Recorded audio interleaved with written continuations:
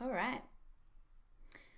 So I just got done playing my first session for the City of Mist, and in my last video I talked about that learning is uncomfortable, and so learning a new game, in this case a tabletop role-playing game, uh, initially feels really uncomfortable, and I talked about all the reasons why it feels uncomfortable, and I touched on how one of those is because of self-efficacy. Like, you don't think you're going to be able to do it, and that's sort of like that feeling when somebody suggests that you play a new game, like say a new board game, and they come out and it's a big game with like lots of parts, and like there's an element of card building to this game, but then also there's character elements, but then also you've got to work out what hexagon you're on, and for some people who've played lots of games, that might give you a sense of excitement that you get to play a new game.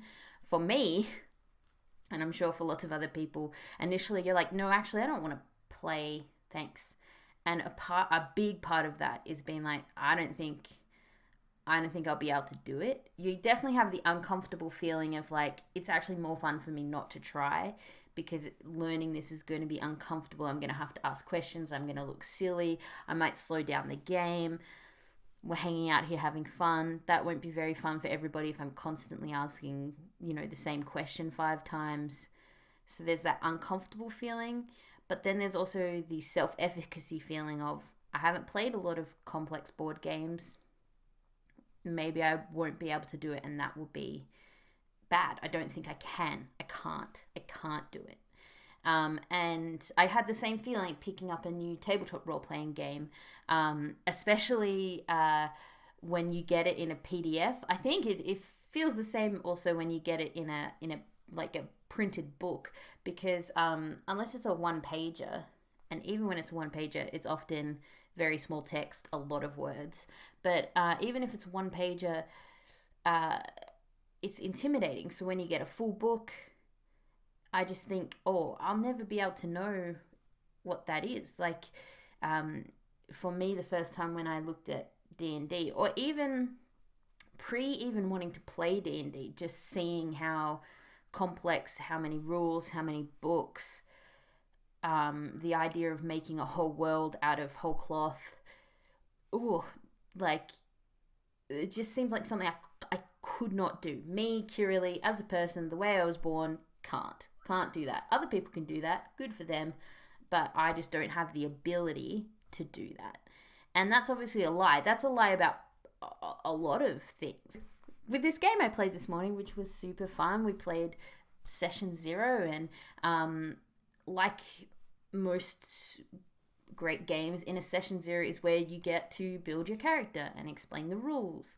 And that means that even if you come in having not looked at all, you start to learn as people are talking. It's good if one person has read the rules. It's good if one person has played before. But if not, you sort of talk and read through and be open to going back and forth. So what I've had experience of this morning is going from, I built my character, I started to feel a bit comfortable about it. I didn't really understand the rules at all, or even know what the rules were. But now, after we've had this session, I have a sense of self-efficacy about it. Like, I feel much more confident about the next time when we start in earnest getting into the story, about playing this game. And so I wanted to talk a little bit about how that works, because that happens a lot, right? You have a student or somebody you're working with who's just like, I can't do it. Like, I can't climb this rock wall. I can't read, and I'll never learn how to read. And that is a big part of that is self-efficacy. It's different to that's hard. That's hard for me. I don't know how to do it, because those things leave room for change, right? Like, I don't know, but I could know if I worked on it. Or it's hard, but if I put in the work, I'll be able to do it. I can't, and I'm dumb, and I'll never be able to, is different. That's a different way of looking at it. My hat and my awesome polo from the character just in case you're wondering why I have a hat on. It also says lapidary because I got this hat with a rock tumbler. That's my story about my hat. Cool. So, in one theory of self-efficacy, because you can't actually teach self-efficacy, because no matter what, you can't force somebody to feel a certain way about themselves. They can only do that.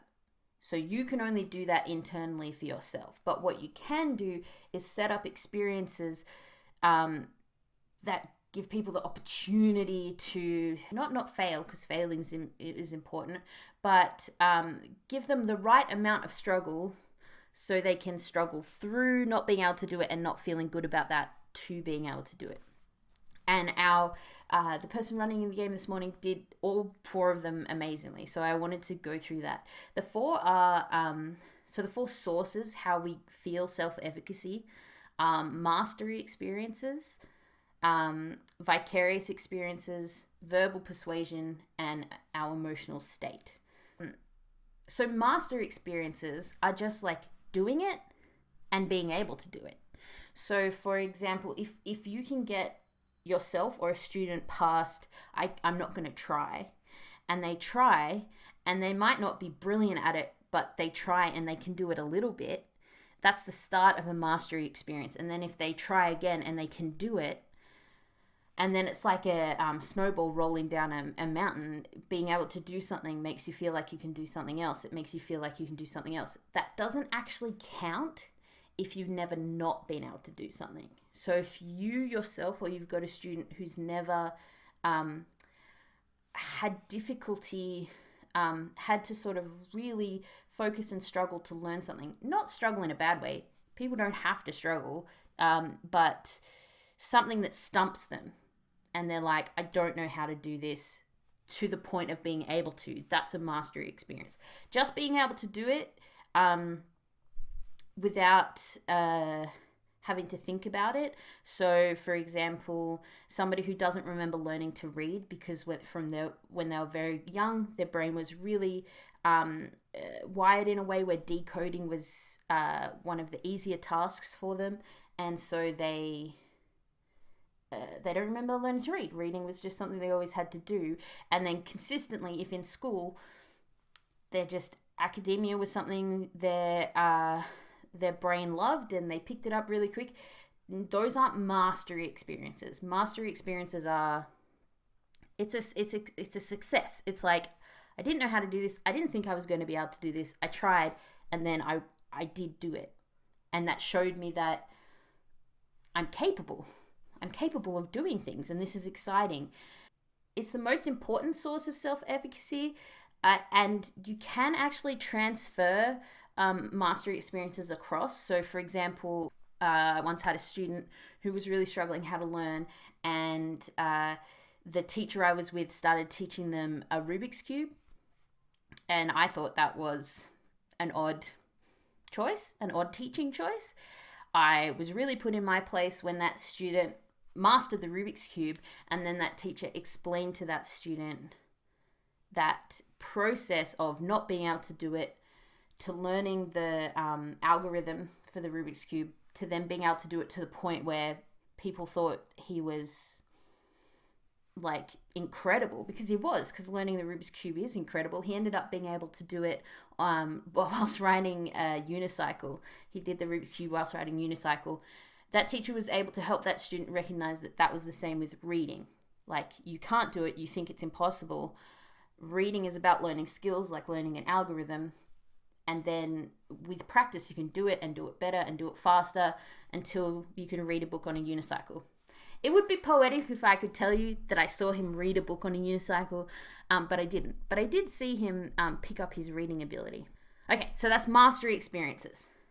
Vicarious experiences are I think the reason why D&D and other tabletop role-playing games have really blown up is because one thing that makes you think you can do something is seeing other people like you be able to do it. So seeing a peer be able to do it. Not seeing somebody who you deem to be incredible, who you deem to be like not like you in any way, but observing somebody who you think has similar talents to you, similar background to you, you look at them and you see yourself. That's a vicarious experience.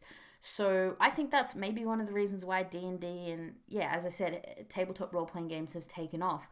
We've all had this opportunity to see all these different people playing games. And that's one of the reasons why it's so important to have lots of different types of people with lots of different backgrounds play, because otherwise you think you can't. You look at it and you think, oh, that's just for this type of person. That's not for me. That's just for boys. It's not for girls. That's the one I played in this morning was on a channel called Heroes Without Limits for people with disabilities and chronic illnesses.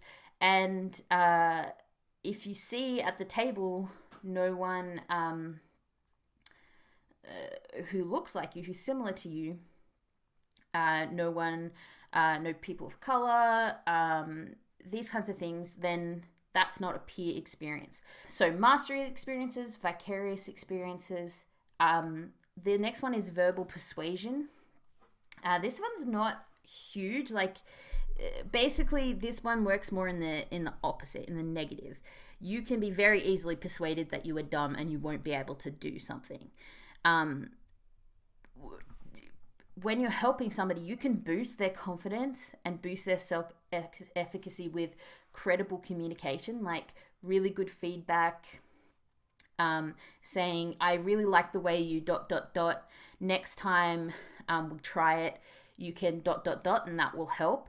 Really good, credible, instant, thought out, motivational feedback. Not just, you did good, or don't worry, you'll do better next time, but really good feedback. But this verbal persuasion in the negative, where a student gets told they're dumb or silly or will never be able to do that's where you get somebody who got told that in kindergarten and remembers that when they're 35, for example.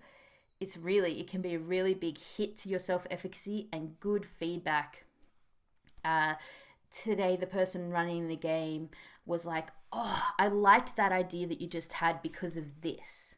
And that was really good feedback, because it made me think, oh, I know, oh, okay, I might be able to do this because this person who's running the game, who I value their input, said I did a good thing and had something to add on top of that. That was credible communication. Really importantly about this is that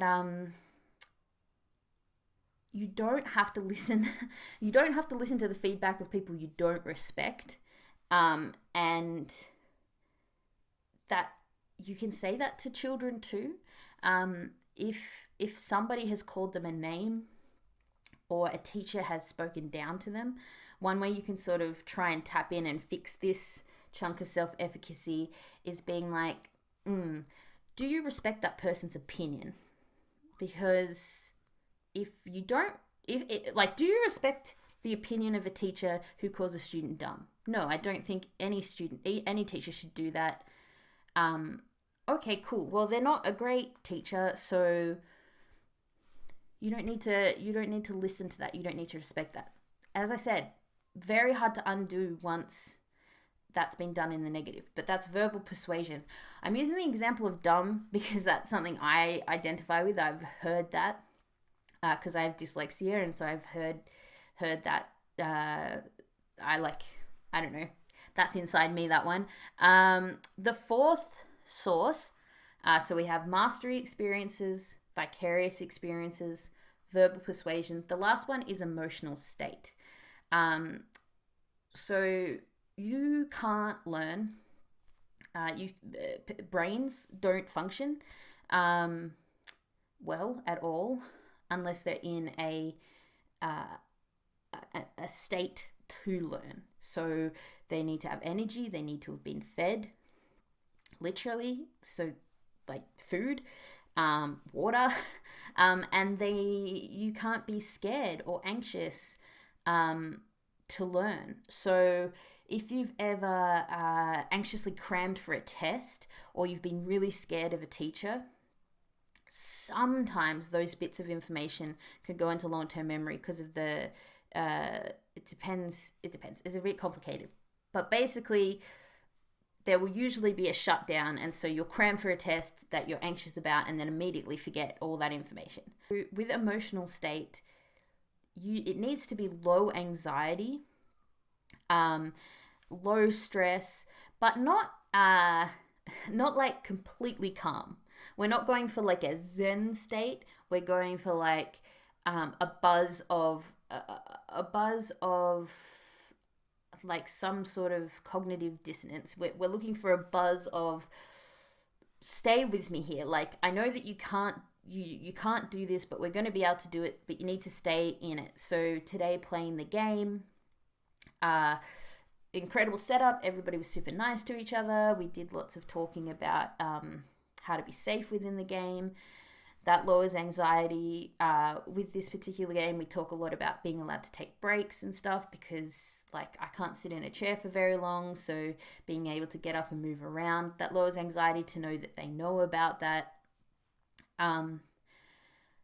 But just being in like a positive emotional state. And with students, sometimes this means they're not going to learn that day. They come to school, something's happened at home. You can try, but most likely sometimes they need to curl up and just be with themselves, or just have like, that's like having like a mental health day. Like, sometimes you should be learning. And I think even with students, with teenagers, sometimes that's like months of you're still learning things, but not in a really structured classroom kind of sense of doing essays and exams, and you're not in the emotional state to do that. Yeah, so that's something I'm very passionate about, because I see it work in my life a lot, having high self-efficacy. One of the reasons that is important to me is because I think I was really lucky. I think I had teachers who did these 4 things incredibly. And so in a lot of places in my life, people just gave me the sense that I could do stuff. Even though I had dyslexia, it was talked about in a really positive way. I was given lots of chances to succeed, and that's given me the opportunity to see most things in life as, yeah, if I put my mind to that, I could do it. It still doesn't mean I don't come up to things like learning a new game and thinking, oh, I can't do that. Other people can do that. I can't do that. And then having to sort of engage that part of my brain to be like, really? Can't? Nah, you just haven't done it yet, and you don't know how to do it, but you will be able to do it if you just try. Try is a really important word. All right, that's all I wanted to talk about with you today is, those 4 different sources of self-efficacy.